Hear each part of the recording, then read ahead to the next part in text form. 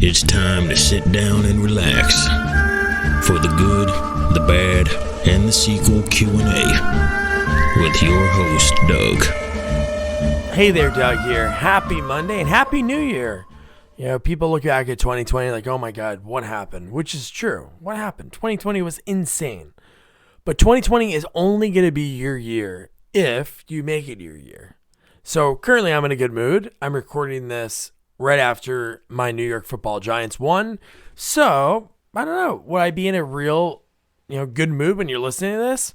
In fact, if the Eagles win, if you're a football fan. If not, I'm going to shut up because I'm starting off the new year with, an amazing interview with an Oscar nominee, a BAFTA winner, art director, production designer, David L Snyder. So the way I reached out to David was kind of like he reached out to me in a way. I posted an interview that I did with William Sadler, amazing dude, and David liked it. So every time somebody likes it, if you're an Instagram person, you click on, hey, who's this? And I'm like, oh, wow, this guy has amazing credits. Pee-wee's Big Adventure, Back to School, Blade Runner, Demolition Man, you name it, he's worked on it. And his stories about how he started are some of my favorite of all time. And I'm so happy that he took the time to talk to me. And I'm so happy that you're able to hear this real inside baseball Hollywood story from an amazing guy. So I'm going to shut my mouth. And this is the amazing David L Snyder. Hi, David. Hey, Doug. Hey, how you doing, man? I'm fine, pal. How you doing? I'm good. I'm surviving. That's all I can do right now. Yeah, it's tough, isn't it? I know. You're still in the West Coast in California? Yes, I'm in Brentwood Village, which is next to Santa Monica and Pacific Palisades and Beverly Hills and Bel Air. So I'm on the west side, close to the ocean. So, it hasn't been so bad.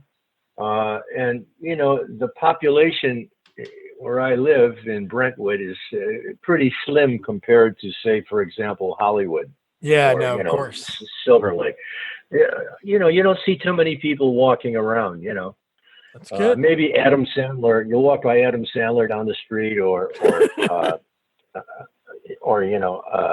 whoever, Yeah. So it's very quiet here and peaceful.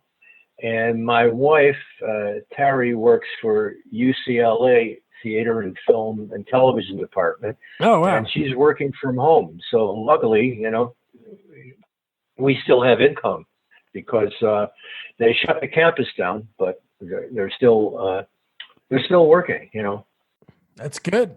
My wife's a teacher. She's an English teacher for 7th grade in a school in Jersey. So she's able to still teach from home, which is good. Oh, that is good. Yeah. And does she have classes? Is it a Zoom thing? How does it work? Yeah, she does Zoom. So they only do it a couple days a week. So it's a little different. Obviously, she can't get together every day like it normally would be, but they're liking it so far, I guess. I think they're over it. They were really into it the first few weeks. I think now they're like, okay, I wish I can go back to school, but.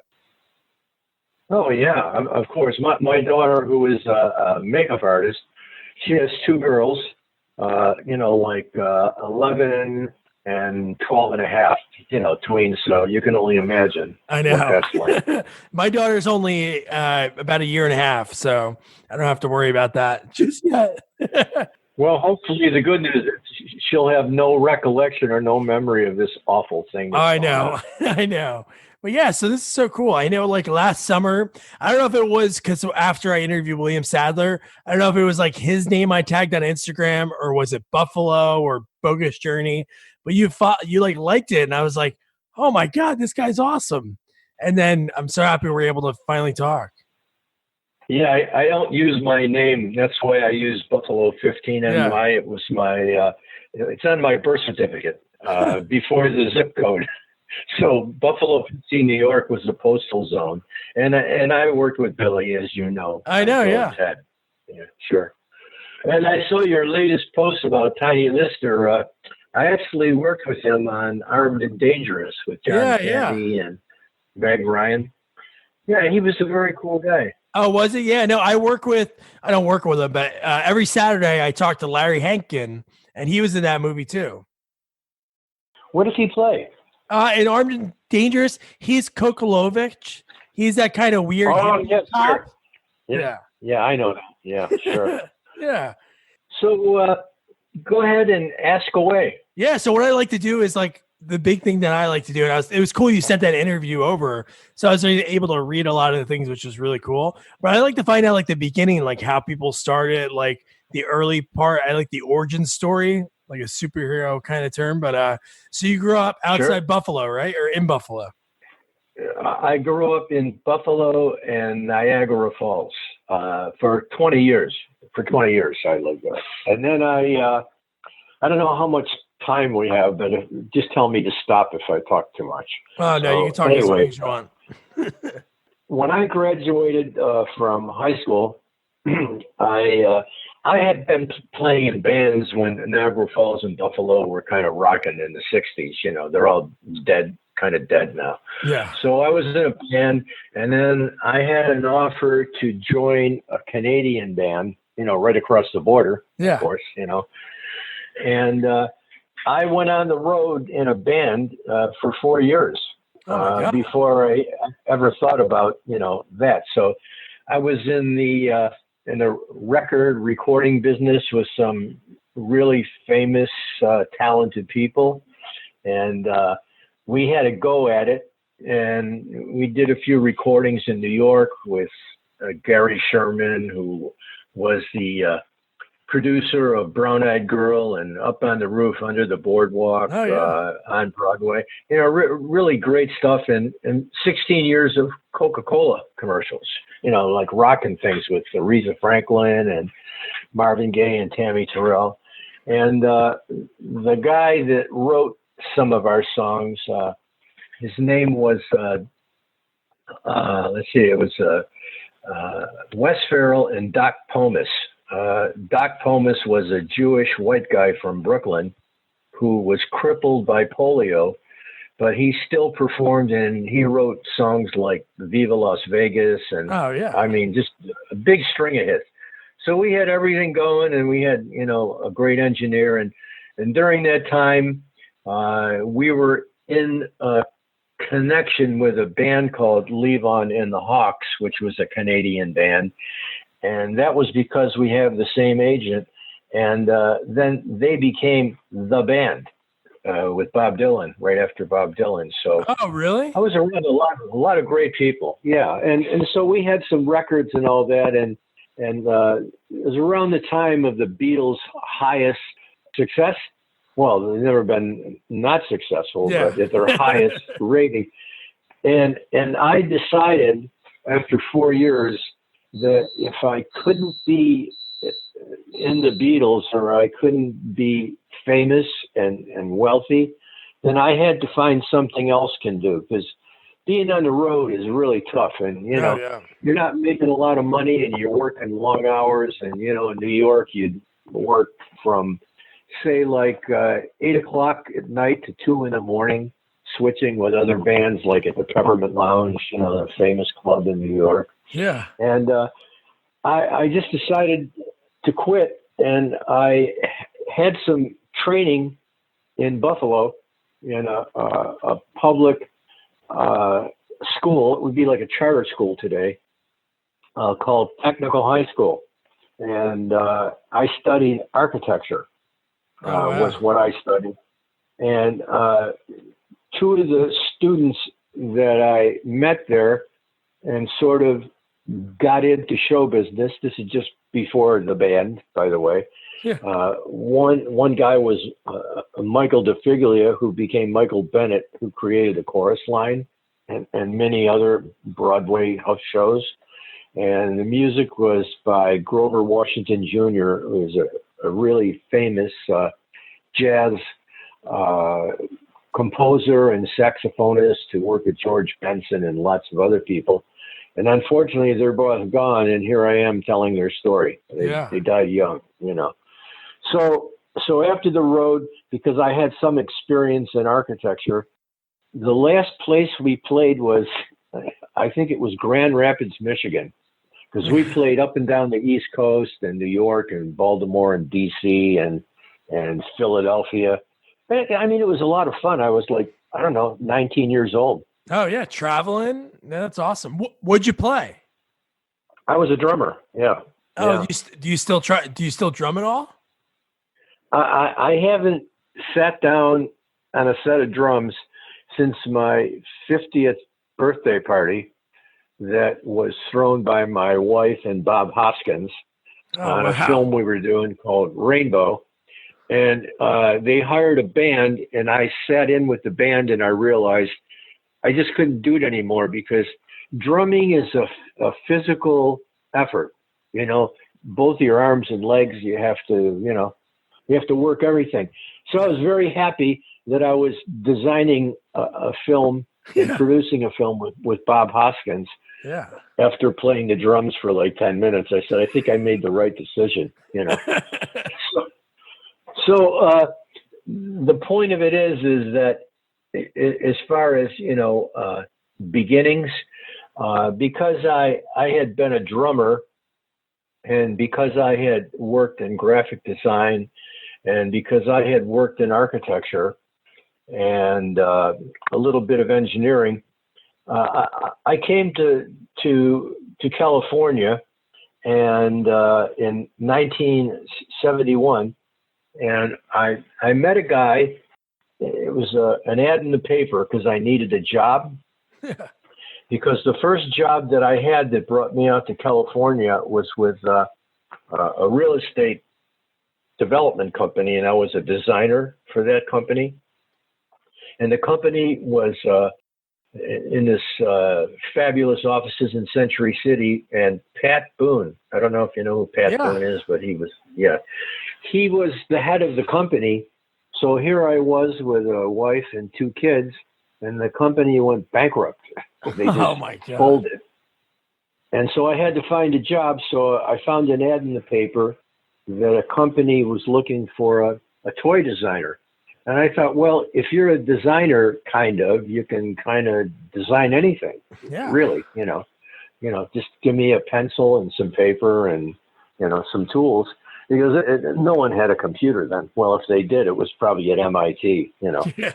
So I took this job, and as luck would have it, the guy that owned the company had been a pretty famous television art director. His name was Jim Tompkins, and he worked on shows like the Julie Andrews Show and Hollywood Palace, early television variety shows, Sonny and Cher, all that stuff.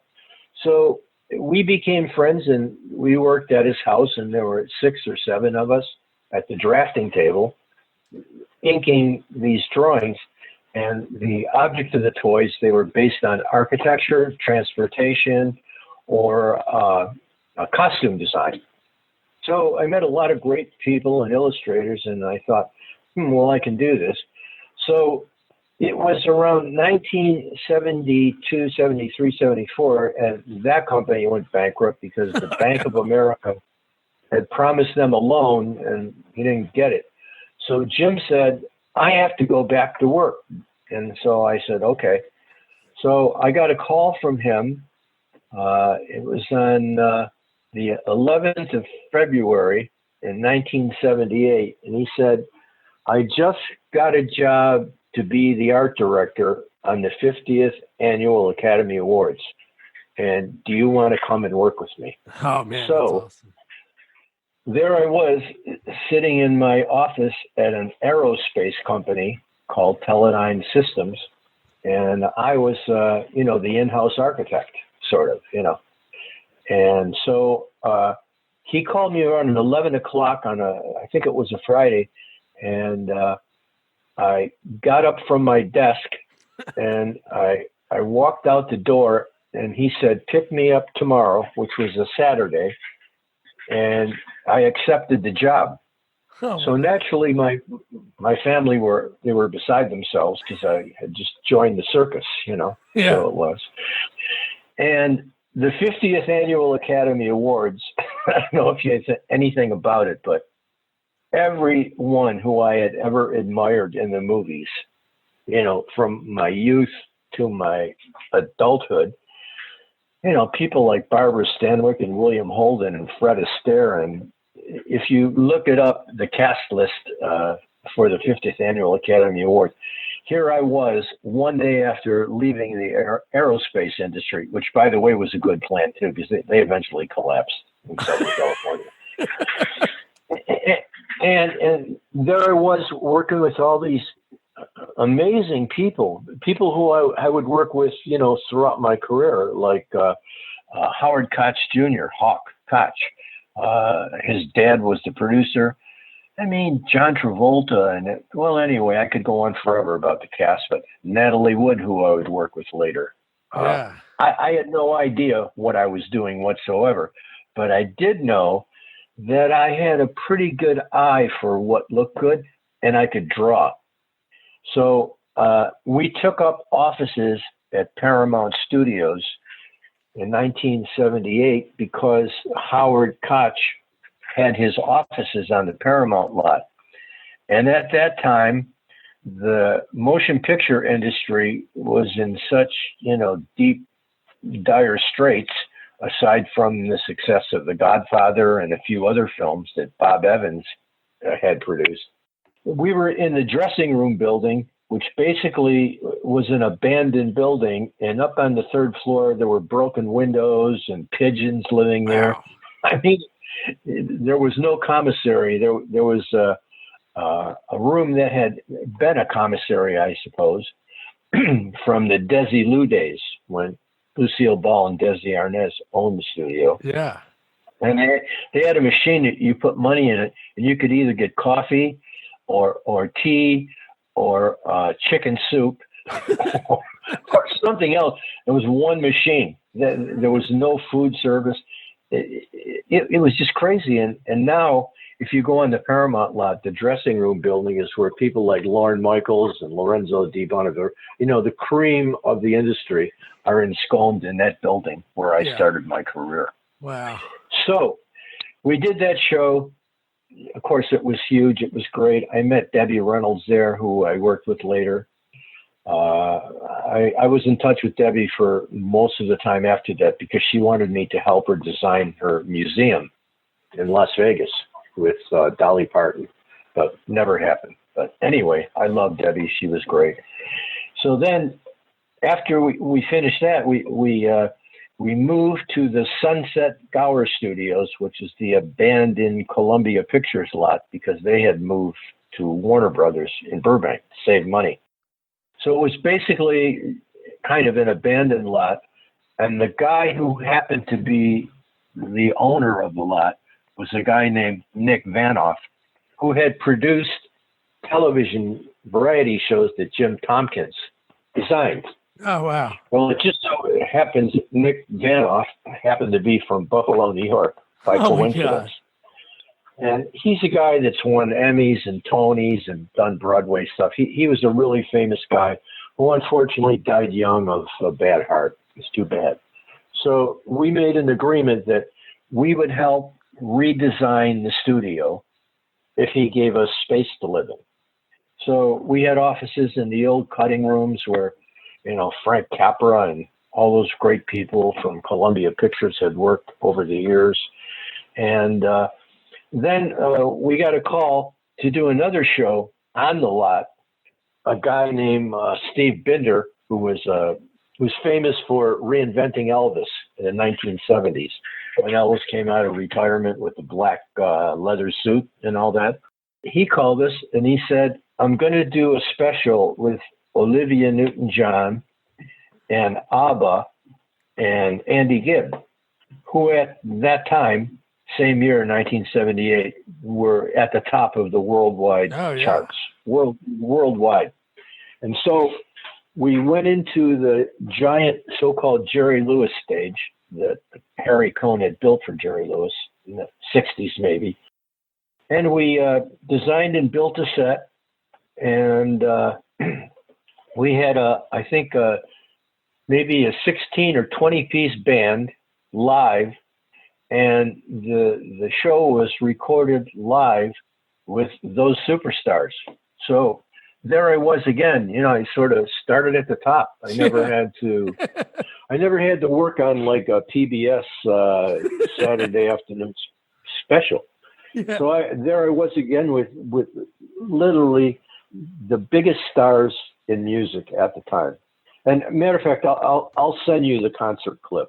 Oh, cool.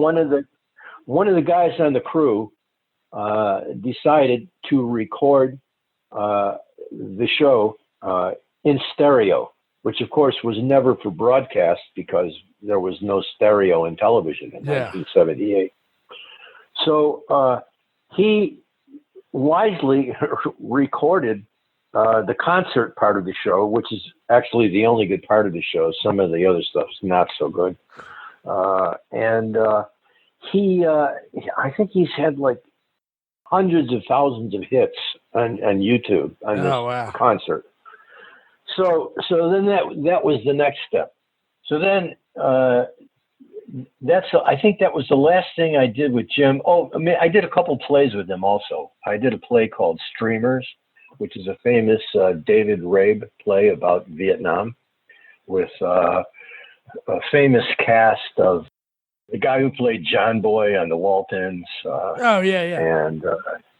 And I'm trying to think who else was in it. Anyway, it was an all-star cast directed by a great director. So I did a few stage things, and then that led me to being asked to design some more stage plays, which I did. And at this point, I had no notion whatsoever, that I was going to think about doing movies or TV shows. Oh, really? At this time, you had like no clue? No clue that I'd ever do that, because I was quite happy working with Jim at ABC, and we'd go to the studio, which was a very old studio called Vitagraph that was built in the silent days that ABC had taken over and turned into a production facility broadcasting. So, you'd go to lunch in the commissary, and there was John Travolta and the Rugrats, and there was the cast of Three's Company. Yeah. And everybody ate at the commissary because it was way up in the hills, and you couldn't just leave and go to a restaurant because you wouldn't be back in time. So I thought, well, this is it. I'm at the top, and I'm done. I'm happy. I never cared about working in movies. Didn't think about it because I thought it was way beyond my reach. So I just enjoyed going to the movies. I love the movies, of course. Yeah. So then, for example, when I was working at this theater after Jim and I sort of parted, we did a couple shows there together. I don't know what he did after that, but all of a sudden, my star started to rise, and Jim was a very talented guy. He was difficult in some ways, and I was agreeable in every way. And people would call me instead of Jim. And listen, people that I've mentored get calls to do shows that I don't get anymore, and that's the way it works. Yeah, I'm sure. Once you move up, it's like, give me the new Larry Paul. Yeah. And I don't want Larry more. He's too expensive and he makes trouble. So I loved him as a mentor and friend. Sorry, he passed away. Too bad. So anyway, I met a guy named Joe Pantoliano. Oh, yeah. At the theater, because he hadn't worked in a movie and neither had I. And we were just doing plays together. And yet we became friends then. Oh, wow. And to this day, we're in touch probably every day. That's good. Still after all these years. Is he okay right now? Didn't he just have an accident? He did. He had a car accident. He had a bump on his head, and I saw a picture of the car wreck. You probably saw it on Instagram. He was on the cover of the New York Post online, and I was like, oh, no. Yeah, well, I think he's okay. I mean, we communicate over email. Yeah. I actually, you remind me, I should actually think about giving him a call, see how he is. So anyway, I met Joey, and then, years later, we found each other again. So because I had gotten a job with Larry Paul at MCA Universal Studios at the time that Sid Sheinberg and Lou Wasserman were running a company that had 35 movies going on, man. Yeah. And so I just got the call from the union to show up for a meeting. So I got to Universal, and there was a guy who was sort of the head of the drafting department. He wasn't the head of the art department, but the drafting department.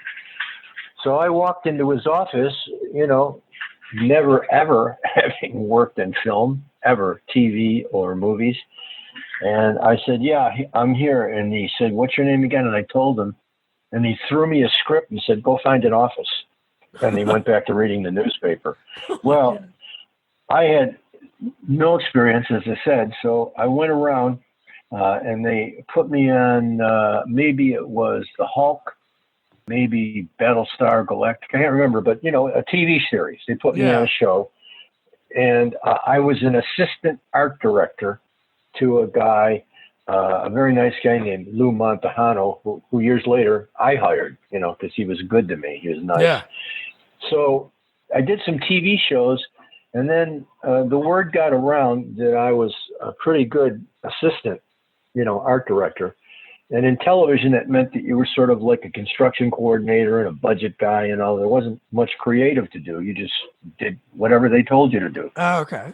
So then after working in TV, I got called into the head of the art department's office, a guy named Bill DeSense's.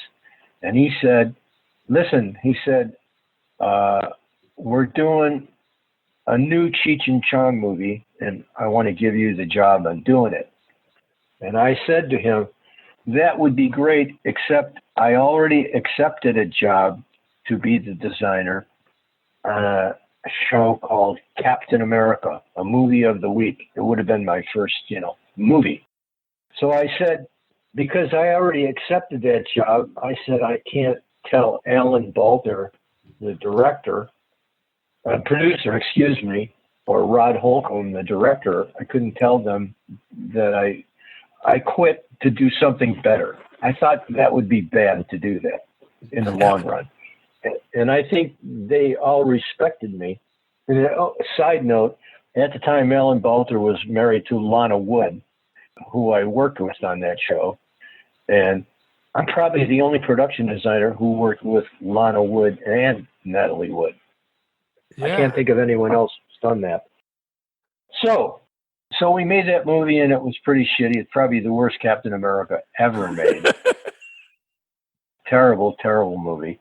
And it was so off kilter that I'm billed above Stan Lee in my on-screen card. Oh, I'm billed first, and Stan Lee is billed third.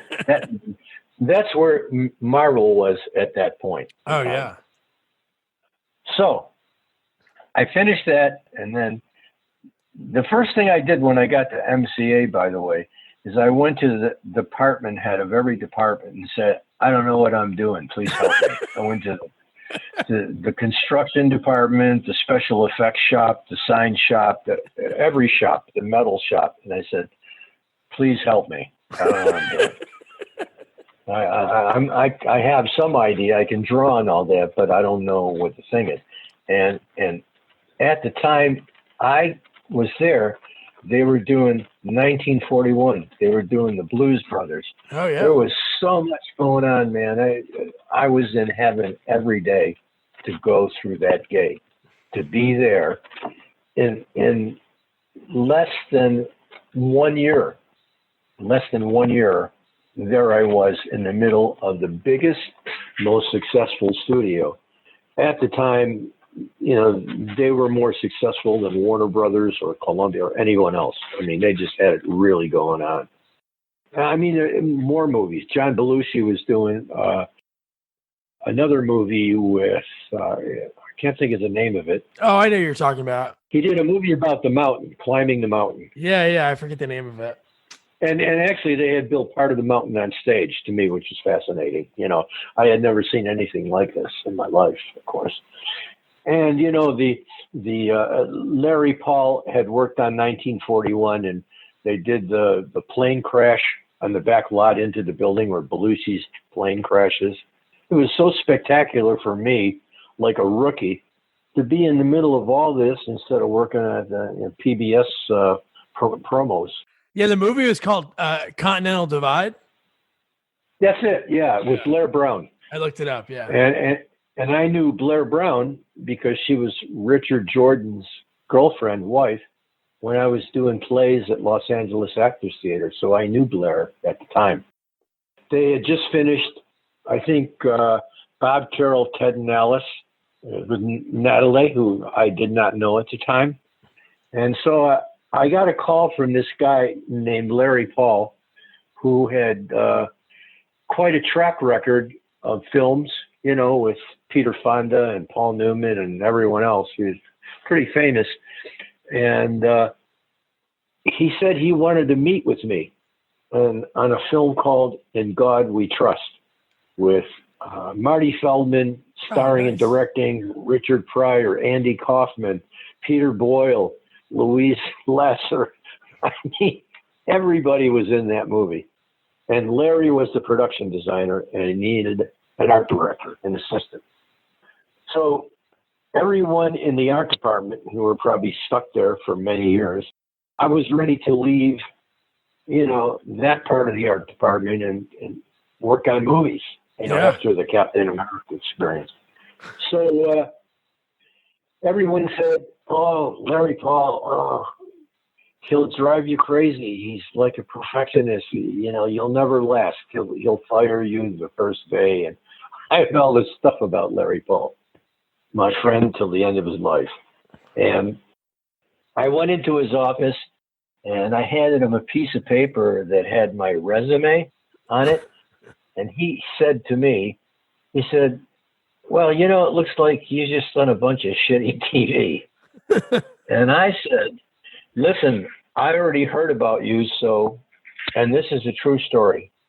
I said, "If you don't like me or you're not happy with me, after 1 week you can fire me. And if I'm not happy working with you, I'm going to quit." Wow. And he did his famous low-key laugh and smile. And from then on, it was like my career took off on that day. That was the game changer, meeting him. Then you finally had the confidence after being able to pick his brain. I had Larry Paul as a mentor who took me to places I'd never been. And then when I became a production designer on my own, he would make phone calls to people to tell them to hire me. Oh, wow. It was so great. So we did that film. And because Lou Wasserman hated the movie, because it was sort of like, Marty was sort of to say the least, a liberal kind of guy, and I loved him too. He was great. Oh yeah. And there was a producer on the show. George Shapiro was Carl Reiner's nephew. Oh wow. And he got him a job at the William Morris Agency, and he represented Elvis Presley when he was probably in his 20s. Well, cut to the future, you'll see his name on every episode of Seinfeld because he was the producer of Seinfeld. And so I met George on that show, who later in the story introduced me to Carl. And I'll get to that later. But from that show, I met so many people. Wow. I met Andy Kaufman, who I would work with on Taxi. And so we released the film. It was not a success because Lou Wasserman hated it because it was sort of an indictment of big business, like Marty would be because he's that kind of guy. And I loved Marty. He was so good to me, so great. And then after we finished that picture, I was now a production designer. I was a made guy because I was a young guy. I was in my 30s at Universal. And at the time, the made guys were like Henry Bumstead, who did all of Clint Eastwood's last movies till he died. Yeah. Into his 90s, he worked on Clint Eastwood movies. And he started out at Paramount working on Martin and Lewis movies. So he had a very long career. And then Bob Boyle, who was Alfred Hitchcock's art director, he was there. John Lloyd was there, who did many things in the past, and then John Landis sort of rediscovered him, and he designed the Blues Brothers and everything after that. And he was probably in his 60s at the time. So there I was in good company, you know. Yeah. There was a little bit of resentment in the drafting room that I had ascended so quickly, but, you know, that's the way it goes, I guess. I just happened, I don't know, I happened to get a break, but, you know, there's a certain amount of luck, but I was unstoppable when it came to work. I would work 24 hours a day if I had to, because I loved it so much.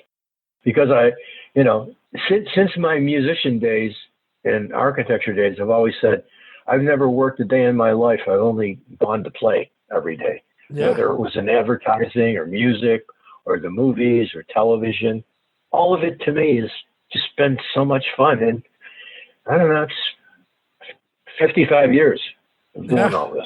That's awesome. So In God We Trust came out, and then I was with Henry Bumstead and Bob Boyle and John Lloyd at Universal, and I was assigned to do the movie Zoot Suit, which was based on a Broadway play that Luis Valdez had written. And so I was called into a meeting at the Music Center, I think maybe the Dorothy Chandler Pavilion, where the head, Gordon Davidson, who was a creative director, and Luis Valdez, who was the director, and Phil Esparza, who was his producer, Larry had recommended me to those guys. And I went in, and then Taylor Hackford, who I had met at Los Angeles Actors Theater when he was doing a documentary long before, you know, his time. And so I'm trying to think. I think, yeah. So I had done one thing with Taylor Hackford at that time. He also recommended me, saying that I was a guy who worked in theater and worked in film. And that clinched it, because there's not a lot of people who do both. Yeah. Or there wasn't in those days. Maybe now, you know, the digital age. So I went in and I was hired immediately. So I went back to the studio, and it was setting up and hiring people, you know, draftsmen and illustrators. And all of a sudden, the actors went on strike. And there was a writer's strike that year. There was an actor's strike. It was shutdown time, like pandemic. So first of all, they got rid of all the TV people in the art department, because, you know, the art department was like 50 people on payroll. You got like a check every week. Wow. There isn't any of that anymore at all for art department. That's all over. Everyone's an independent. So they shut down all those people, and then they shut down most of the studio. But there was myself and Henry Bumstead and John Lloyd and Bob Boyle still there, because we were in the feature department. We weren't in the TV department anymore. So all of a sudden, they shut all of us down. And then I had a call from Larry Paul, and he said, "Listen, I'm doing this film called Dangerous Days, and I want you to work with me on it." And I said, "Well, I don't want to be an assistant anymore. Now that you've made this career for me, I'm only going to do my own shows." So he said, "Okay." So then I had a call to do the pilot for The Greatest American Hero. Oh, wow. With the guy who directed Captain America. He brought me in to meet with Stephen Cannell, who has, you know, created like hundreds of episodes of television show.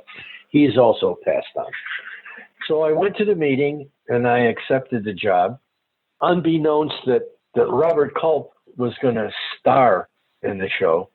And now I'm best friends with his son, Jason Culp, who I met, I don't know, like maybe just 10 years ago through my wife, through the Broadway people. Oh, wow. So it's kind of interesting how things turn around.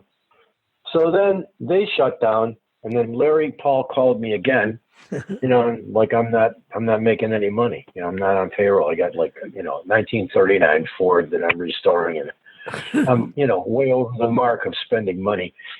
And Larry said, listen, he said, this film I want you to do is going to be directed by Ridley Scott. Have you seen The Alien? I said, yeah, what a great movie of all time. And he said, so I want you to work with me on this. And he said, I don't want you to be my assistant. He said, I want a partner. I need a partner. I really need you. And I said, okay, because my wife and kids, needed to eat and pay the mortgage. And the way I wound up on Blade Runner was turning it down twice. Yeah, look at that. So if I had done Zoot Suit, or if I had done The Greatest American Hero instead of Blade Runner, no one would even know me. Believe me. That was the second turning point to go in on a show like that.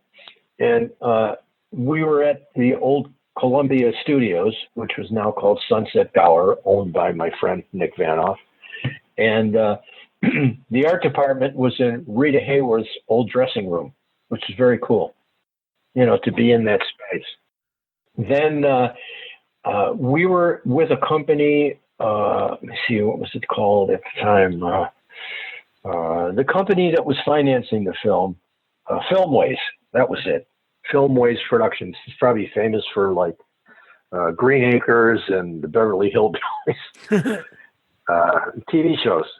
So at the time, the budget was 19 million, I think, 19.6 million. And all of a sudden, Filmways said, okay, we don't want to do this movie anymore. We're backing out. Oh. So there we were. There was a strike going on. And because it would take months of pre-production for the art department to hand draw all the drawings, some of them based on Sid Mead's beautiful illustrations. And so they shut the show down except for the art department. And Michael Dealey, the producer, out of his money, and I guess he probably had some because he had just won the Oscar for The Deer Hunter. So he was probably doing okay. And he paid to keep the art department on. It's pretty amazing. Yeah. And there were probably, 20, 25 people. And that included Mentor Huebner and all that. So I get to the job and I sign my deal memo and Larry says, come on, you have to meet Ridley. So we go upstairs to his office in the dressing room building. I think they were one floor up. And we went in and Larry said to Ridley, this is David Snyder. He's going to be the art director. So he looked over at me and he took his Macanudo cigar out of his mouth and he came over and shook my hand and he said, too bad for you, mate. That was it. That was the end of the meeting. So I walked out and I said to Larry, what did that mean? He said, oh, you'll find out. So anyway, I worked on that film, for a year, and it's the longest gig I've ever had. There's just too much to talk about that experience. It was like a part of my life that was chaotic, and I did become Larry's partner. We divided up the show. Yeah. And he was going to do all the stuff on the back lot and the stage sets, and I was going to do all the locations like the Bradbury Building and the Union Station, the train station where Deckard's office was, the LAPD. Yeah. So the Ice House where they went in to talk to Chew about the eyes, all that. So those were all my sets, the locations. And then when it got even bigger than we thought it would be, then I had to come back and help out on the back lot and some of the stage sets. But I take no credit whatsoever for Tyrell's office, except for all the times that I had to repurpose it and move it around and turn things upside down. And, those are all like true stories that are become legendary stories about Ridley changing his mind. And every time he changed his mind, he was right. It was always better. Yeah. So I did a lot of that. And then at one point, Ridley could see that I was very ambitious in the sense of the work, because I never had any ego. I'm more of a self-deprecating person, so I never had an ego problem. So I could just do whatever he wanted me to. And in an experience like that, a production designer may have issues with a director over the aesthetic choices that an art director wouldn't. I was just there to say, okay, I'll do that, So he decided, which at the end of the day was very tough on me, that I was going to be not only the art director, but I was going to be the on-set art director, which meant that I had to be on set every day, plus all my chores of running the drafting room and running the construction department on Larry's behalf under his supervision. Yeah. That at one time was more than 400 carpenters, painters, plasterers, welders. I mean, we had 400 people. It was unbelievable. And that's what it took, and at the end of the day, the New York street, I think, wound up costing probably, $1.2 million to do that street. And then, of course, we had to do the street over again. We had to keep changing it over, to the Anemoid Mart and all the other things. Yeah. And then on the fly, there would be changes that day. Okay, turn this upside down, turn that sideways, more of this, more of that. And so there I was with a crew from the set decorating department, which Linda DeSena was the head of. Linda is a 5-time Academy Award nominee. And I just saw her a few months ago before the trouble for lunch for the first time in, maybe 30 years. We hadn't seen each other because she moved away. She lives in Vancouver, but she also has a place here. But we always remember the day that we last saw each other.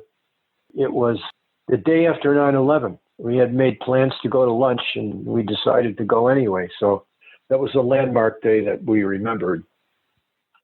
And so I had Linda, and she had already replaced 3 of the decorators who either resigned or were dismissed by Ridley. So they gave her more people and probably, some more money to do the job. And she ended up doing, 80% of the show on her own. Wow. A decorator named Tom Royston, who did Deckard's apartment that Larry designed with his people. And Sebastian's apartment, that was another set that I had to step in on because we had made a deal to rent the sets from Hello Dolly from 20th Century Fox. Yeah. $40,000 rental. And we sent the trucks over there to pick up the sets, and we were turned away because there was an executive at 20th Century Fox that had some issue with Alan Ladd, who had saved the movie by taking over from Filmways. Because he had such a great experience with Ridley on Alien. He said, well, this guy's a hit maker. So he had an output deal at Warner Brothers. So he saved the film. And we moved from Columbia Pictures to Warner Brothers Studios. And that's why the film looks like it does, because we had access to a backlot, which we did not have at Columbia Pictures, because they didn't have the inventory of sets that we could work with, So it was a blessing for us in a way.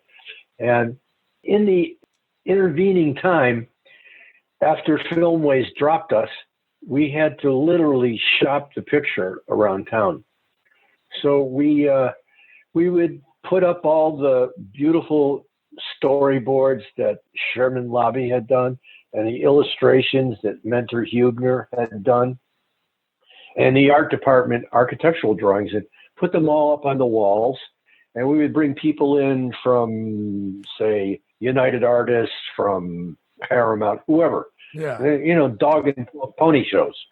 And the last meeting that we had before Laddie saved the film, literally came up, you know, with a plan, was with United Artists, who had just done Heaven's Gate. Had just, you know, failed miserably at Heaven's Gate.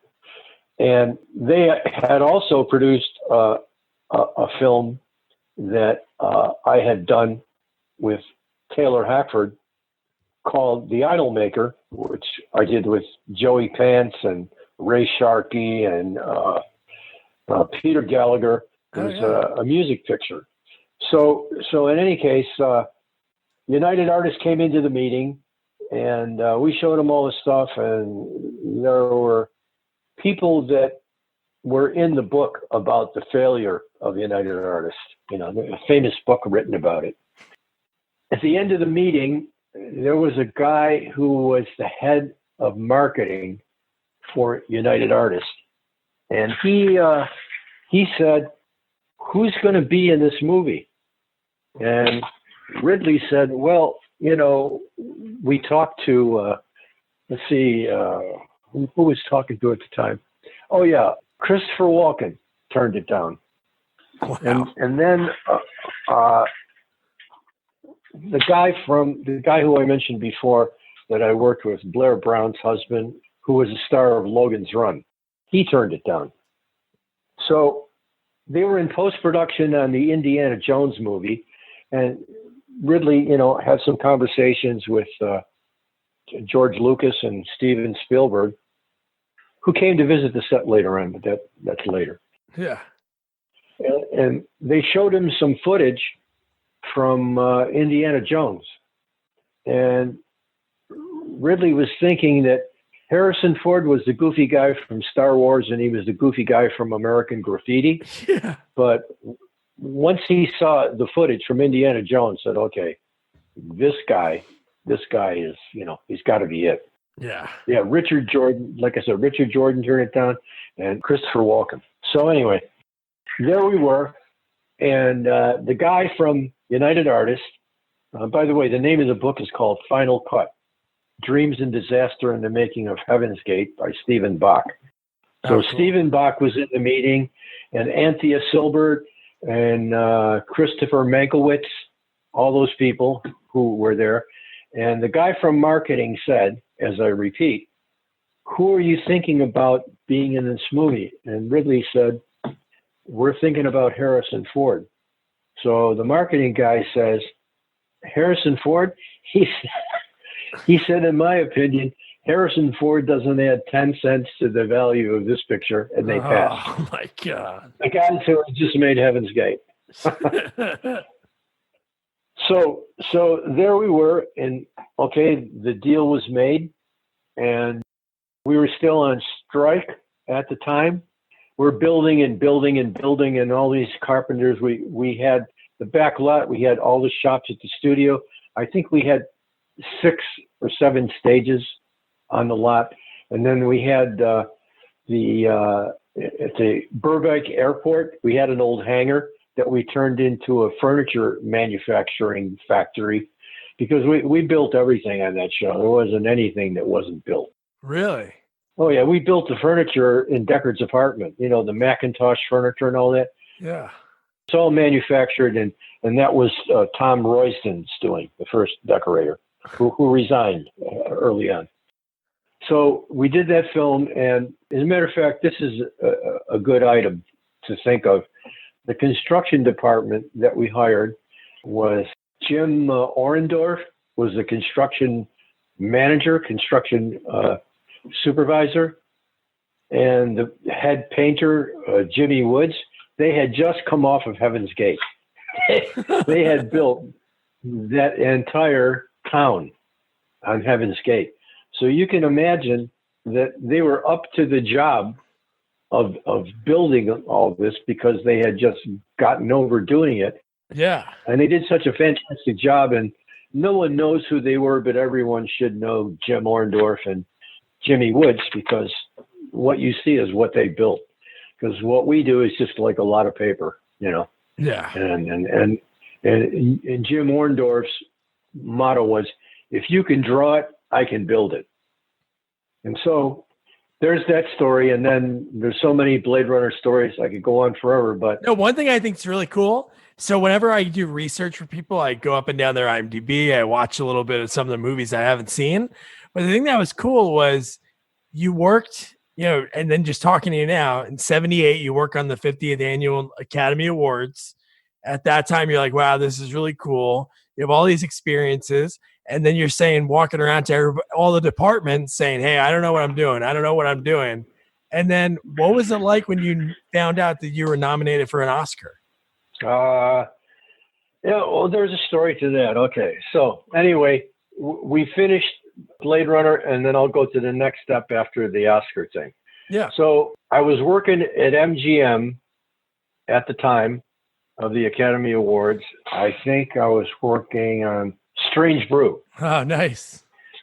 Which we had shot in Toronto, but we were doing all the special effects on stage. You know, the stuff in the tank with them under the water and all that. Yeah. And in the Esther Williams tank at MGM. And so I went to the mail room. You know, remember, this is like not the digital age. So I went to the mail room to pick up my mail, and the guy had the radio on. And they were all talking about the Oscars on the radio, not television, by the way, or radio. Yeah. Okay. So you're getting the news. And then he had a legal pad on the desk. And he listed, the mailroom guy had listed, he's probably an agent right now or runs a studio. Yeah. He made a list of all the films that he picked in all the departments on legal paper. And so I said, can I look at this? So I looked at art direction and it wasn't there. And I was kind of disappointed, you know. Yeah. And I said, well, I thought we at least had a chance, considering it's probably the most ambitious movie of the year, if not the decade. I mean, really. And he said, oh, no, that's the list I picked. You were nominated. So that's how I found out. Look at that. That's so cool. I was stunned. And all of a sudden, I started getting phone calls in my office at MGM, people calling me to congratulate. I was like stunned, because in less than 30 seconds to know that you haven't been nominated, to finding out you were, yeah, quite a shock. Oh yeah. So that was great. You know, I mean, you know, we didn't win. We won the BAFTA, you know, the British Academy Award. And, oh, you did? The show did, awesome. Yeah, production awesome. Design. And cinematography we won, and I think editing we won. But in America, to tell you the truth, I think there may have been some resentment that the film was directed, and the costume designer and lots of other people were English, you know. I think maybe there was something about that. I could be wrong, but it was Ridley's first film in America. And I don't know, there was something about it. And I think because the film was a dystopian film, no one wanted to know that the future could be like that. And now it is. That's the irony. I know. I mean, right now, we're in the middle of what we talked about. What is it, 35 years ago? I don't even know. A long time ago. Yeah. And then some other movies that you did right after that, like you said, this was like a big turning point. Well, even before that, I was lucky to get a break where during the filming of Blade Runner, Doug Trumbull was around all the time because he was doing the visual effects. You know who Doug Trumbull is, 2001: A Space Odyssey, yeah. Close Encounters, and all that. So Doug and Richard Urasich, his cameraman, visual effects cameraman, they were around all the time, but I didn't have much interaction with Doug because Doug Trumbull does not do small talk. Doug Trumbull is a machine, a very nice guy, but he doesn't have time for small talk. He's just really focused.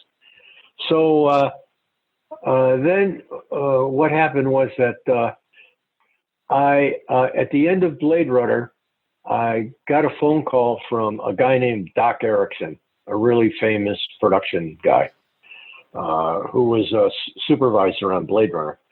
And he called me up and he said, listen, I'm doing this picture with a kid who just got out of the American Film Institute.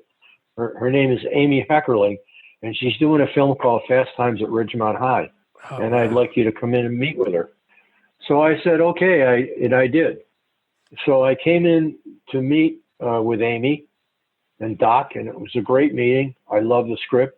I don't think Sean Penn was cast at that time. I don't think anyone was cast. Yeah. And of course, I worked with Sean later on Racing with the Moon, again, crossing over. Yeah. And so I said, okay, you guys think about it. So I went back home and I get a phone call from Doug Trumbull, not like from his secretary, from Doug Trumbull, who I probably had 5 words with on Blade Runner because, he doesn't do small talk. And he said to me, I'm doing this film with Natalie Wood and Chris Walken called Brainstorm, and I want you to be the art director. And he said, because the guy that's the production designer, John Balone, I'm going to have him stay, so I can't offer you the production design job. And I said, oh, I know John Balone. He's, worked on Star Trek and lots of other things, and he's a really nice guy. And I couldn't bring myself to say no to Douglas Trumbull. I really couldn't, because one of my jobs on Blade Runner was to go to the model shop, Doug's shop, Entertainment Effects Group, where I met Mark Stetson every time I went there because he was in charge of the model shop, and we're still friends after all these years. So I had a lot of interaction at Entertainment Effects Group because, Larry said, you need to get in your car and go to Entertainment Effects Group. You need to get in your car and go see Gene Winfield about building the cars, the spinner and all that. So I was the guy that had to, do all the errands, so to speak. Yeah. So Larry could, run the show from the studio. So I said to Doug Trumbull, I immediately accepted the job. I couldn't say no. And then in less than 1 hour after that, Doc Erickson called me up and said, okay, Amy said, you're the guy, you're hired. And I said, I can't do it. I just told Doug Trumbull I'd do his new movie, Brainstorm. I was so disappointed. I am disappointed to this day that I didn't do Fast Times at Ridgemont High. It's one of the best comedies of the era of comedy I worked in, with Rodney Dangerfield and Sam Kinison. That era, which is all different now since the 40-Year-Old Virgin. Everything is different. No, it is definitely. The tone. And by the way, my comedies were all hits too, so I was happy about that. Oh, yeah. So I said yes to Doug, and I went to work on Brainstorm. And the advantage of me working on Brainstorm was that at the time that I was in pre-production on Brainstorm, they were in post-production on Blade Runner. So I got to be around my previous show, which production designers never get the experience of post-production because you're usually on to another movie. Well, there I was. And so the guys in the model shop every day would come over to me and say, hey, come and look at this. Does this look right to you? Because you had, you built the full-scale sets. You had them built. I mean, I didn't have a hammer or anything, Yeah. And we want to make sure that the models and the miniatures are homogeneous with the full-scale sets. And I think that's one of the reasons why the films look is successful is because there was the interaction between live action and miniatures, yeah, because I just happened to be there by default. Yeah. And you see films, I mean, films, like when I was at Universal, for example, if you did a film, as soon as it was over, it would go to the post-production department, and they had a model shop and a miniature shop, and they would just do whatever they wanted, you know, in spite of what they did in the movie. So a lot of times you cut to the miniature, and it's like, what? You know, it doesn't look the same. Yeah. Because it was done without the art department involved. You know, there was a certain, you know, I don't know, ego arrogance about it that, hey, you know what? You're finished, and now I'm taking over. You know, that kind of thing. Yeah. Because it's old school, you know. Because remember, the guys that I work with at Universal had spent their entire careers there. Everyone had white hair. Every department was a white-haired guy. And they were all brilliant people. People who had worked on The Wizard of Oz at MGM. I mean, how lucky can you get to work with all these great people?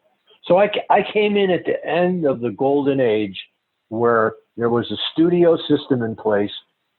Warner Brothers and, you know, they all had art departments. And so I was lucky because that was my college. That was my film school. Yeah, like going to NYU, you were able to learn from the sources rather than reading a book. Oh yeah, well, you can learn a lot more by doing than reading. Oh, you know, and, listen.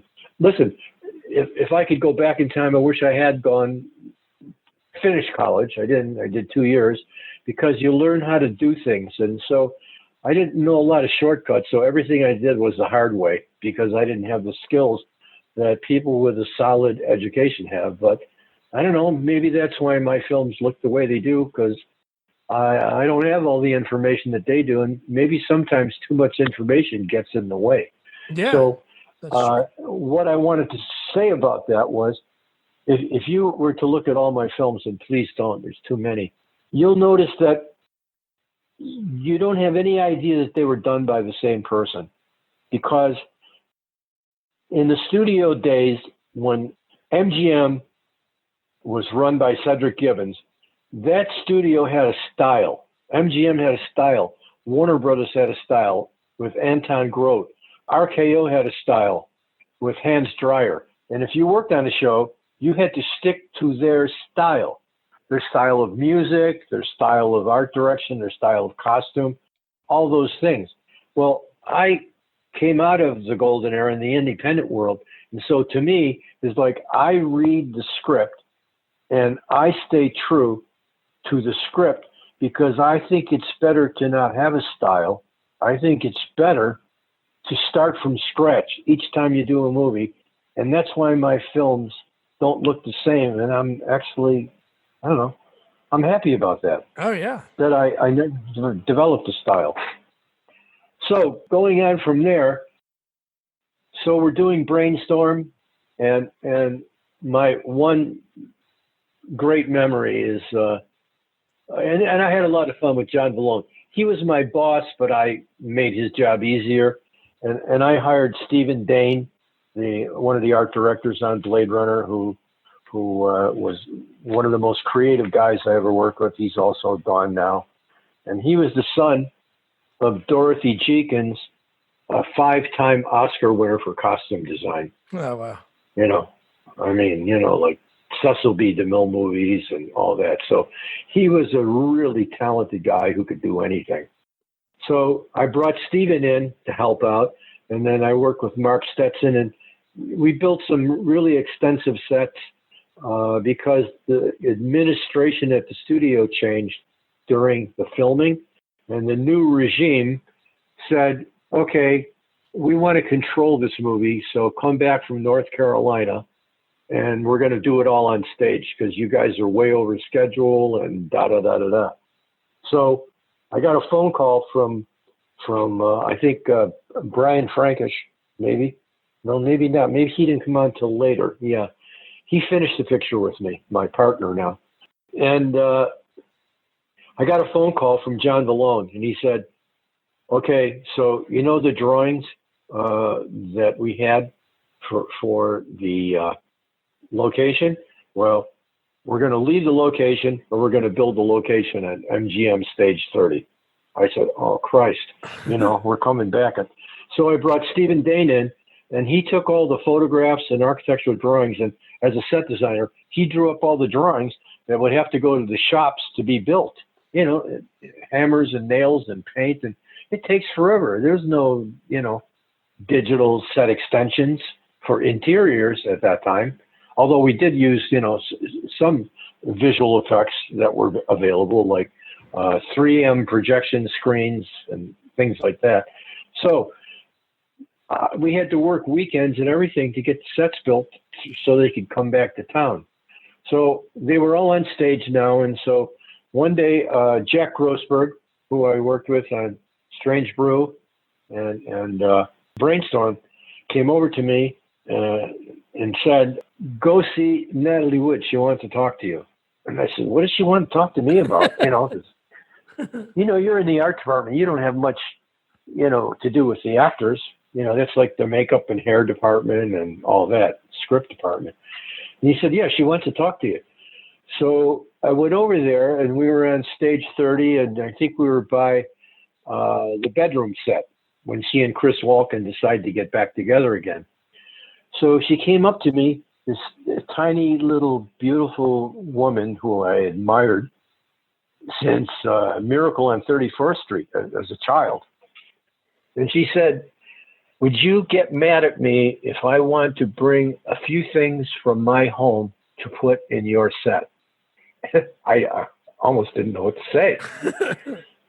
So I said, of course I wouldn't mind. And so she said, thank you so much. And she gave me a hug and walked away. And she came in the next day, and she brought a lot of religious items, like a cross, Catholic church cross, and some, icon kind of things, because, she's Russian, a Russian Orthodox Catholic.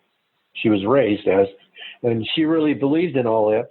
And she said it would make me feel really comfortable if I could do it.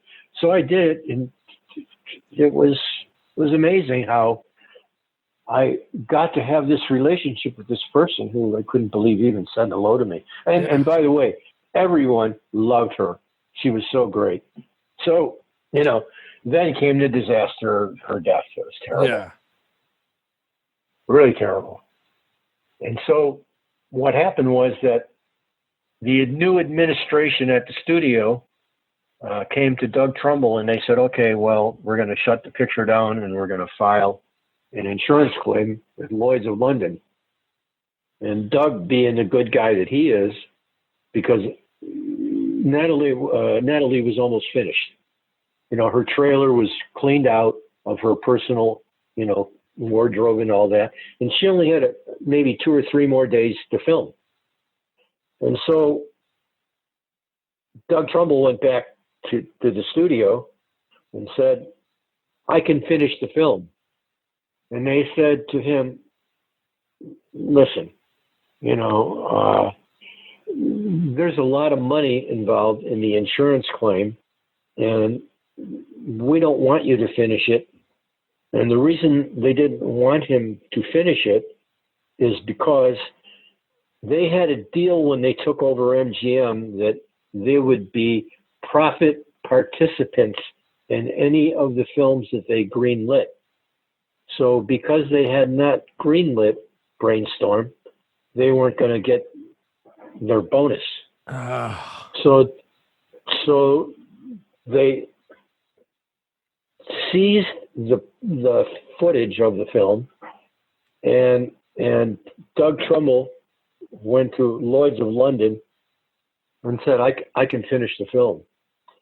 And he convinced them to put up, I think, $2.1 million to finish the film, as opposed to paying out the insurance claim and getting nothing out of it, So then Lloyd's of London said to MGM Studios, if you file an insurance claim based on Natalie Wood's death, we're going to sue you for fraud. Wow. And so that was the end of that. So Doug called me in And a lot of the people who worked on the film, because this is months later, I think we went back in January. I think she died in November. We went back in January and maybe February. And Louise Fletcher and Chris Walken and let's see, the rest of the cast, I'm trying to think of who else was in it. Cliff Robertson, all came back and agreed to work for scale because they could have said, hey, you know what? I want an extra $500,000. They could have done that, but no one did. So everyone went back to work to finish the film, and just for one reason. And the only reason was because of Natalie. Oh, wow. Yeah, pretty amazing. Yeah. So then to carry on after that, well, after Blade Runner came out and it was a disaster, it was a financial and critical disaster in some circles. What happened was that Larry Paul and I, the way things were, it's really funny. There's a thing called blame laying in this town. So we had a slow period there because people were saying, oh, they went way over budget. It's their fault, And there were people who really hated the film because this is never going to happen in America.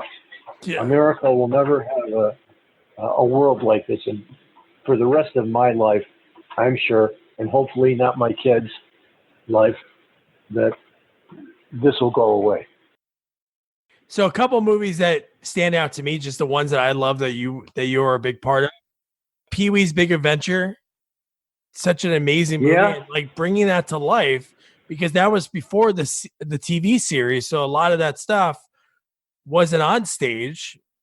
So you had to help, bring all that to life, working with Tim Burton. That was Tim Burton's that was his directorial debut, right?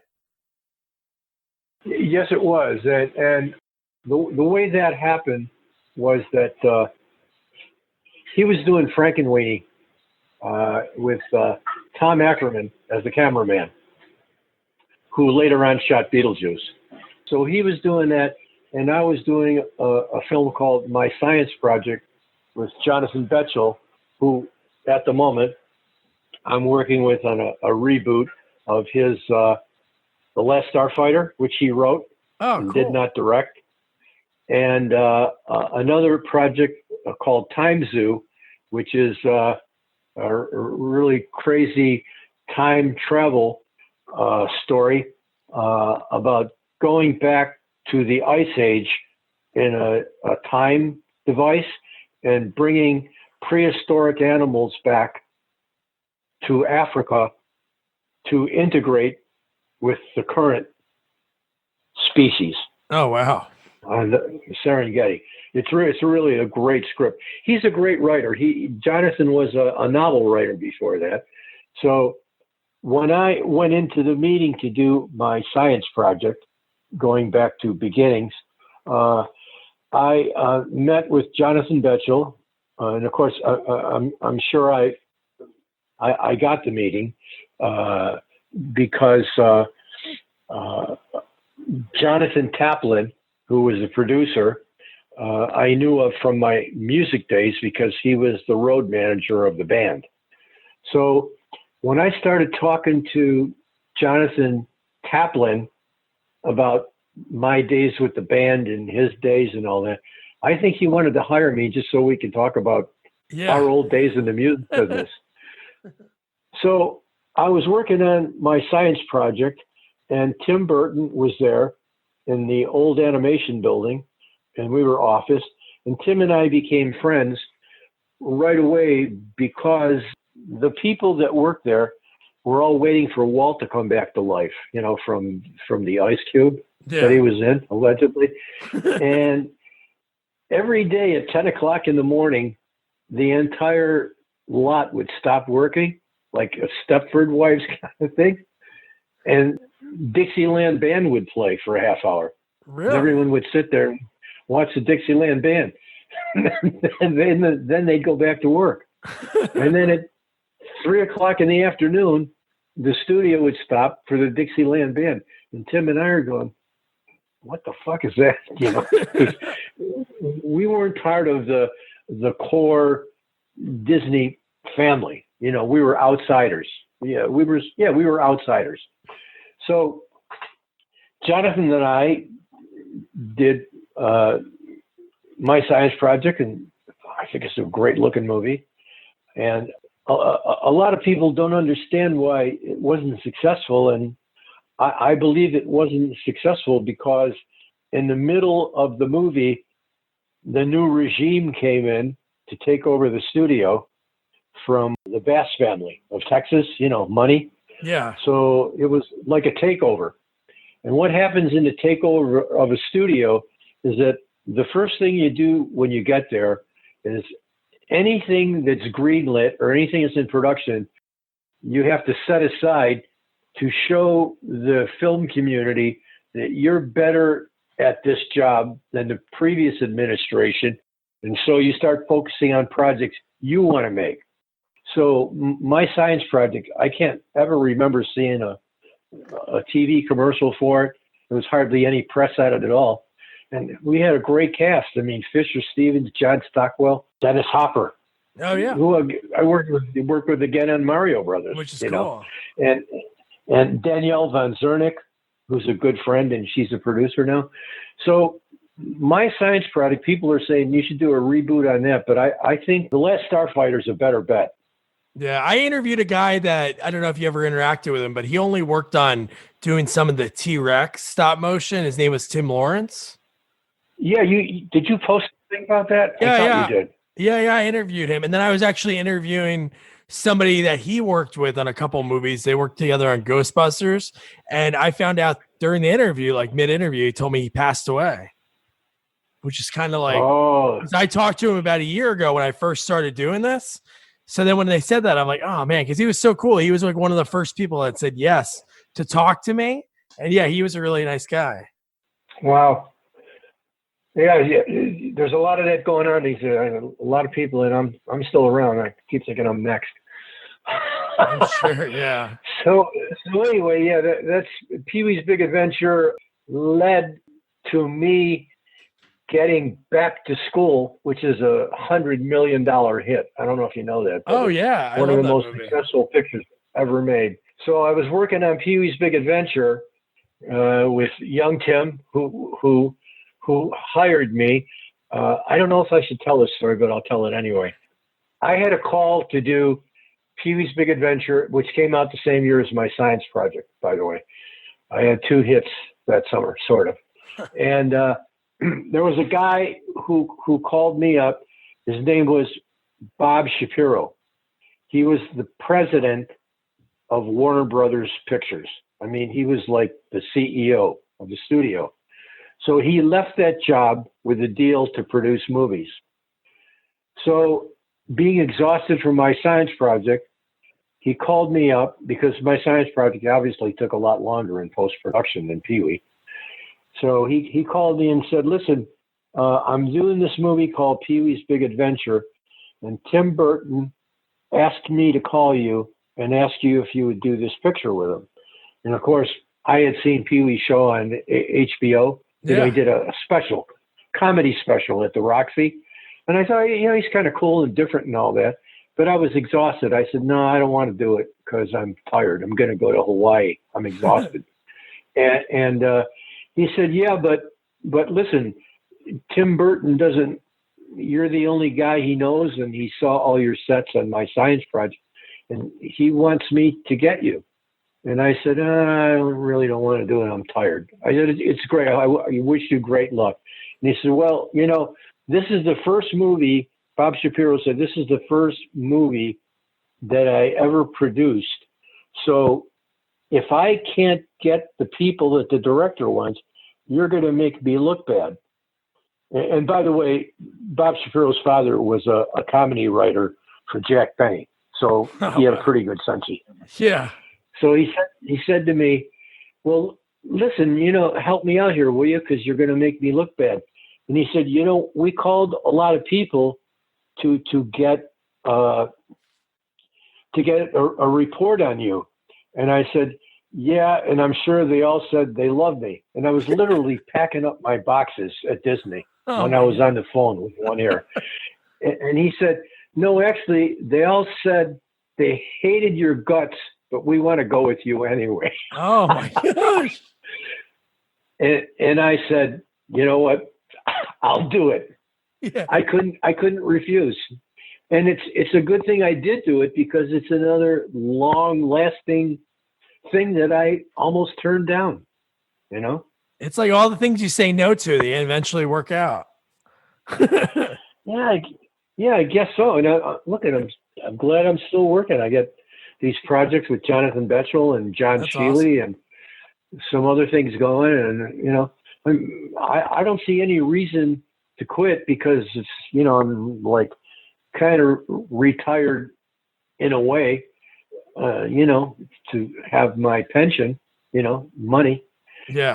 And yet I'm leaning more towards writing and producing, and then mentoring an upcoming art director into production designing the films I'm doing with Jonathan. Oh, so that's if you cool. want to know what I'm doing now, that's what I'm doing. That's awesome. And you know, my wife is Carrie Finn is a Broadway person, and I worked on her documentary about her show that was in the top 10 films of all films in the New York Times, called The Best Worst Thing That Ever Happened, about the making of a Stephen Sondheim failure. That's like a gigantic success that Scott Rudin produced. So I've got lots of things going. You know, people sometimes ask me if they can use my name to help raise money for films. And, you know, if it's a decent project and they're friends and all that, I always do that, you know, if it helps. And how do they use your name? They say you're attached to it or something? They attach me to the film. And one of the films right now it's called The Knife Thrower. Oh, I see it on your IMDb. Yeah. Yeah. And Thicker, you know, and Beyond the Falls is my own project, based on the disaster of the city of Niagara Falls, that is toxic with contamination, and went from 100,000 people to 40,000 people. Wow. So it's sort of my hometown, and I've hired some writers, and we want to make this film to show the world the damage that's been done by industrial pollution, killing people. What years was the pollution happening? The Love Canal was the beginning of it. It created the EPA, you know, the Environmental Protection Act. And so I can tell you right now, I think it was in the 70s. Me and my wife got married over in Niagara Falls on the Canada side in 2015 on the Hornblower. We got married at night in like October. Of course, it'd be on the Canadian side. It's the only place to be. Yeah. Well, what else have you got? Is that it? No, pretty much. What I wanted to ask you was, you know, obviously, you know, you have some favorites that you worked on over the years. Is there something that in one of those movies, I know like Bill and Ted's Bogus Journey you worked on, Summer School, was there like something that you designed that you are not most proud of, because it's all your children. You don't want to say one's better than the other, but is there one over the years that when you saw it on screen, it was like, wow, I can't believe I did that? Well, you know, I think, I know there's so many. I mean, yeah. I mean, the Jet Li movie, The One, is really gorgeous looking, but it's a failed movie, so I don't think much of it. But as far as, you know, the look of a film, and I haven't done that many period films. I mean, Soldier is gorgeous, but it was a failure. You know, it's kind of a drag. I mean, Demolition Man, I guess I've done a lot of sets now that I'm looking at it. I don't think much about it. But I would say, as far as a good-looking film, I would say that Racing with the Moon, that I did with Sean Penn and Elizabeth McGovern and Nick Cage. It's a 42 period piece. And I think it was a photograph by John Bailey. You know who he is, probably. Yeah. And I think, we went to Mendocino, California, and we went to Fort Bragg, California, and we built a full-size exterior Paramount Theater on a vacant lot with a $5,000 neon marquee. We built a bowling alley, a period bowling alley on stage 15 at Paramount that was a working bowling alley with Nick Cage and Sean Penn playing pin boys. You know what a pin boy is? Yeah. Set them up. Before, yeah. And so no one will believe that wasn't on a location. Film critics talk about it. Everyone talks about it. And it was built on stage. And I think I'm pretty proud of that movie, all of it. I mean, I don't know if you've ever been to Mendocino, California, but it's so gorgeous, so beautiful. And I just think that period, it was just shortly before I was born, because I was actually born during the war, so I sort of had a feeling for it. Yeah. My uncles were all in the war. So I really wanted to make it good. And Dave Grusin did the music, and Dick Benjamin directed it. There's things that were missing from it that I think about, because one thing production designers, like everybody else, thinks about is all the things that you missed or you didn't do, or it didn't end up in the film, or you built a set and they didn't shoot it for some reason. I try not to think about that, but I would say all in all, look, Demolition Man, great looking hit movie. Oh, yeah. And I think one of the reasons why the film worked is because the guy that wrote the headers, I'll tell you his name in a minute, he came in to do a punch-up script. And the movie, he owns the movie. He really does. And I'll tell you, his name is Dan Waters, who created the headers. Oh, okay. So Daniel Waters, who created the Heathers movie and following and TV, whatever, he came in to do the punch up, and he did the 3 she shells and all that crazy stuff that turned sort of, I think Sylvester Stallone thought he was making an action movie, and it's really an operatic comedy. It really is, yeah. No, it is. And Stuart Baird, the director, said when he saw the sets, he said, "I'm going to make this into an opera." And I don't think Stallone knew it until he saw the movie. I mean, it's kind of, I don't have to say any more about that. I worked with Sly 4 or 5 times, and he's okay. He's a very successful guy. Got to give him credit. And Rocky is one of the things that made me want to be in this business. Oh, yeah? That's cool. And I love that movie, and it was produced by Gene Kirkwood, who hired me on The Idolmaker. It all goes around. It's a big full circle. So when you work with Billy Sadler, did you talk like in between, the scenes, and then be like, "Hey, you're from Buffalo," because he's from outside Buffalo as well? Never knew it. No, I never knew it until after the fact, and I loved working with him. And I was so busy on that show because we were at a small studio, and half of the sets in the Heaven scene are all digital set extensions. I'll send you a picture of the half sets in the Heaven thing. And he worked with my wife for one scene because it was her feature debut after being a Broadway person. And one of her quotes is from that film is that Keanu Reeves called me ma'am. The first person to ever call me ma'am, and I thought I was a Broadway baby. That's her quote.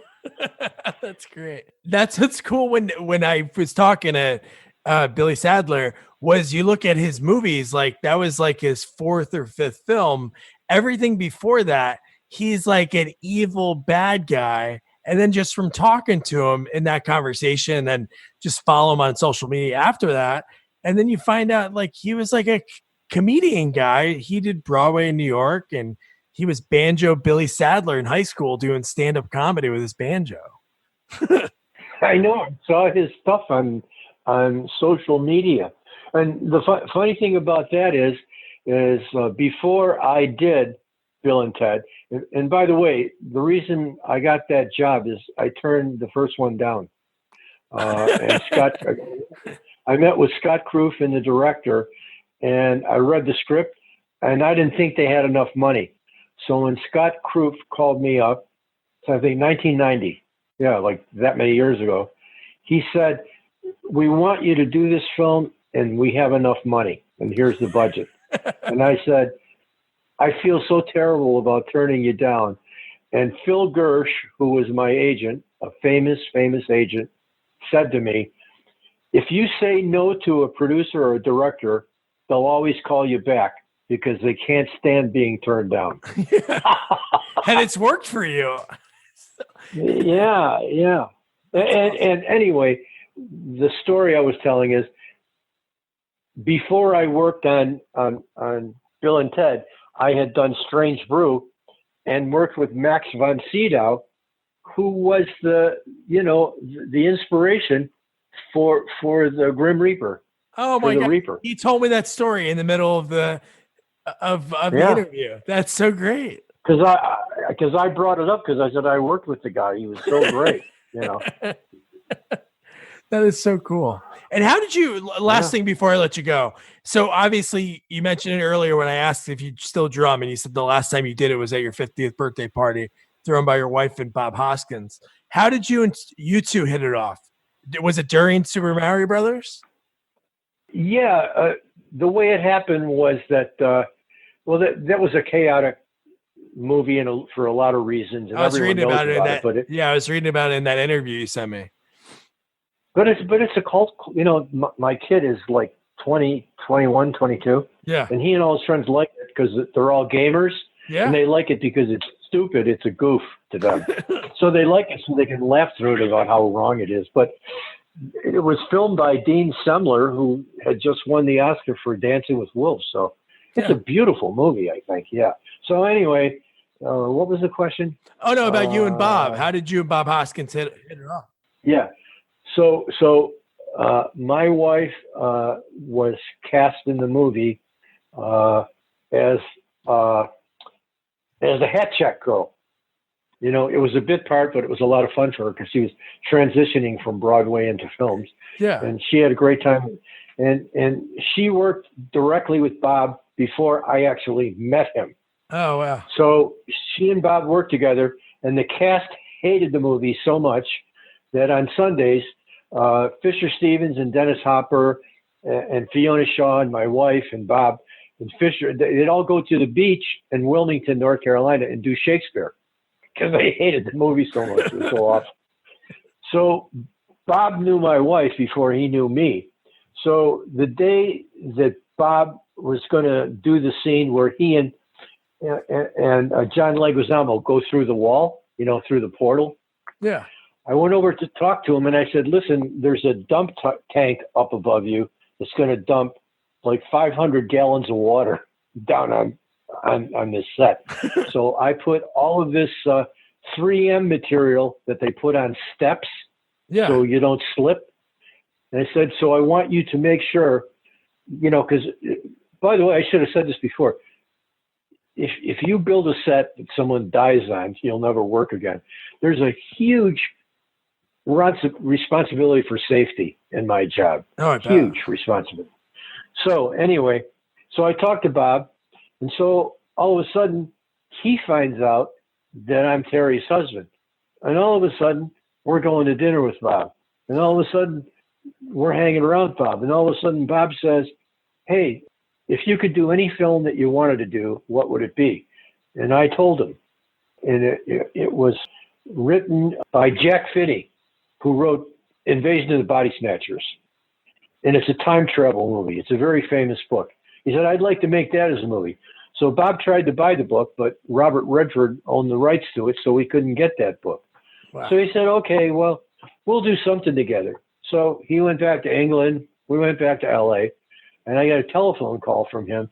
He said, "Hey, I just signed on to be in a movie and direct a movie, and will you come to England and do it with me? You and Terry come to England." I said, "Are you kidding me?"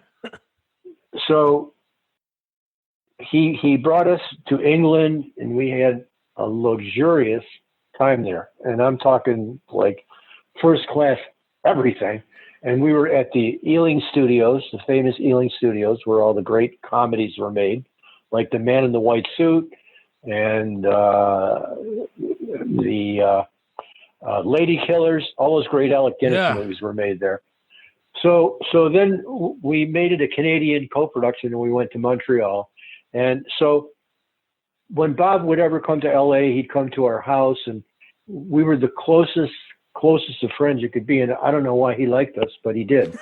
and then the last time we worked together, not the last time I saw him, I was asked to do a film by the producers of a film I did called Deuces Wild, which is also a pretty good movie. Oh, yeah. You know, it was a Martin Scorsese project, my only one.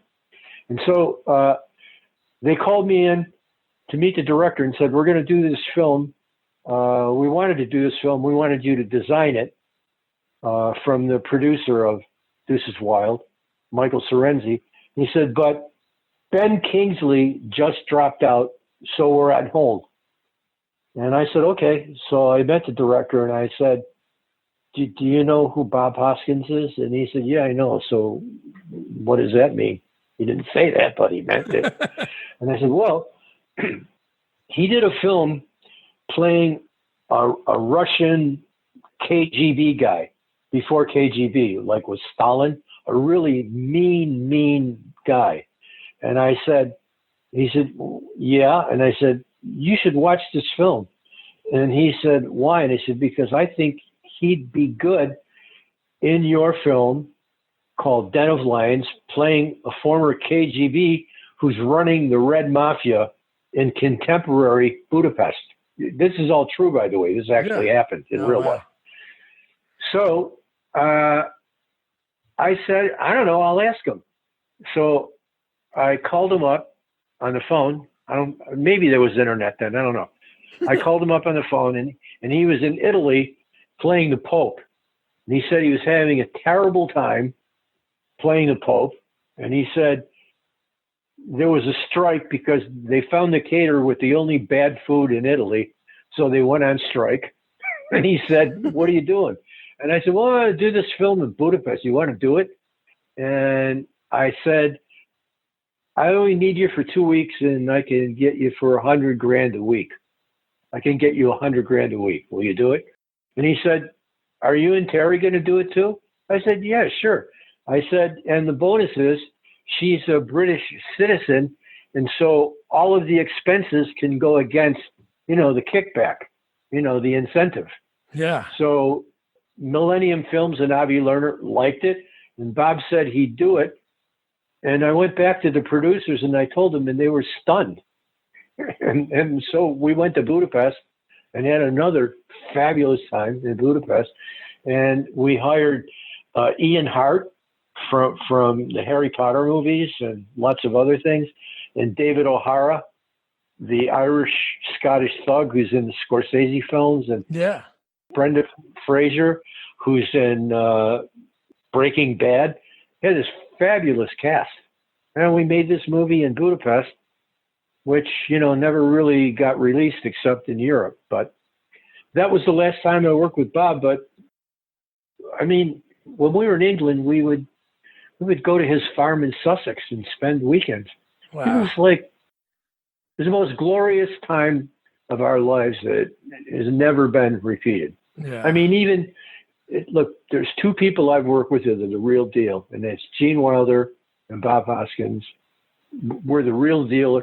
They were everything you thought they were and more. Yeah. They were the best. Sorry they're gone. It's too bad. Man, David, this has been awesome. Thank you so much. I'm so happy we finally connected and I was able to pick your brain, and thanks for taking all this time. I appreciate it. Okay, be safe. David was so cool. The fact that just how long we were going back and forth, I didn't realize. And then when I went back and edit, which is my favorite thing to do, because I get to relive the conversation, just everything involved in that is so cool. Like Tim Burton, how Blade Runner came about. But my favorite thing was honestly the way he walked around and said, I don't know what I'm doing. I don't know what I'm doing. I have no idea what I'm doing. And they're like, no, you know what you're doing. But anyway, so that was David. I'll put all his links in the bio. You want to check it out. For the episode notes, if you're listening to our website, sequelsonly.com, it's there as well. And so your homework is, and it's kind of hard homework, is to watch Captain America 2, Death Too Soon. It is bonkers. You can find some clips on YouTube, but the movie is places online. You can order a DVD or VHS, but you can't rent it anywhere, which is insane. But if you want to reach out to me, I'd be happy to be able to send you a link that works for it. My email is doug@sequelsonly.com. And that's it. Enjoy the review. We have an amazing guest. It's our 50th sequel. 50 sequels. Oh my God, 50. So amazing. We're having so much fun doing this. So don't forget to review, rate, share our podcast. Follow us on all social media @sequelsonly. And don't forget to check out our website, sequelsonly.com. Good night.